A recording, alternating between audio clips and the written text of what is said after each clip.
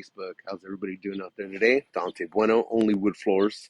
We're here in Laguna Beach. This is day 2 for us of sanding and finishing this red oak floor. So let me turn this around, get you guys going, show you guys what we got. So yesterday, the guy was able to sand pretty much almost everything. We hit everything with 36 grit and did the inside with the 60.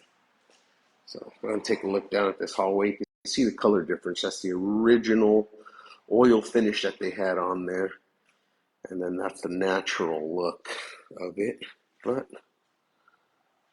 you can see he still needs a couple of spots to go.